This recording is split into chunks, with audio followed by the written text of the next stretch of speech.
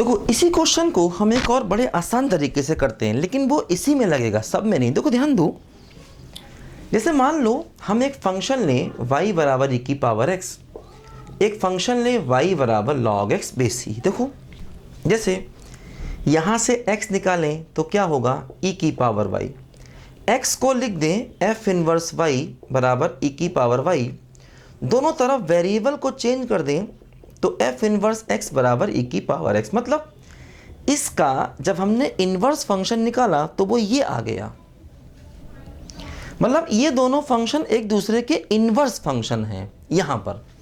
तो देखो क्या हो रहा है, जैसे एक फंक्शन मैंने e की पावर x लिया और एक फंक्शन देखो मैंने log x लिया, ठीक। अब इन्वर्स फंक्शन की खास बात ये होती है कि ये y बराबर x के अबाउट सिमेट्रिक होते हैं, है ना। इन्वर्स फंक्शन की देखो खास बात ये होती है कि ये y इक्वल टू x के अबाउट सिमेट्रिक होते हैं। ध्यान दो, मतलब जैसे मान लो अगर हम एक पॉइंट यहाँ पर अल्फ़ा बीटा लेते हैं तो अब वो पॉइंट यहाँ पर अपने आप ही बीटा अल्फ़ा बन जाएगा। ध्यान दो, है ना।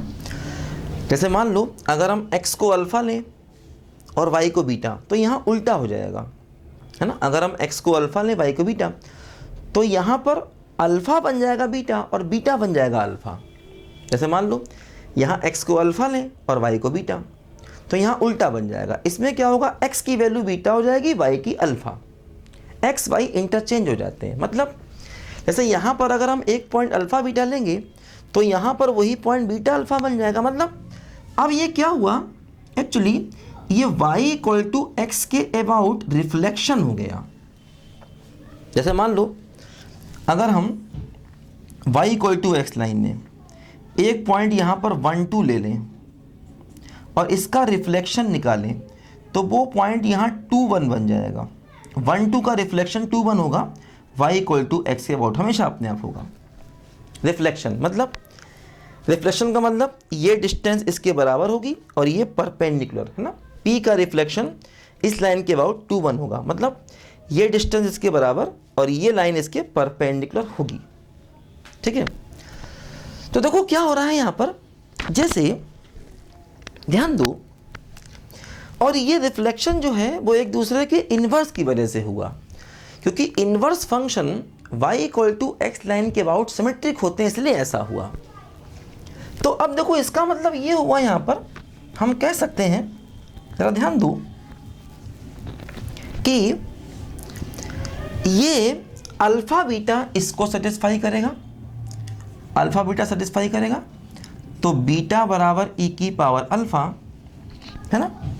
और देखो ये बीटा अल्फ़ा, क्यों, बीटा अल्फ़ा इसको सेटिस्फाई करेगा, किसको, y बराबर log x बेस e को,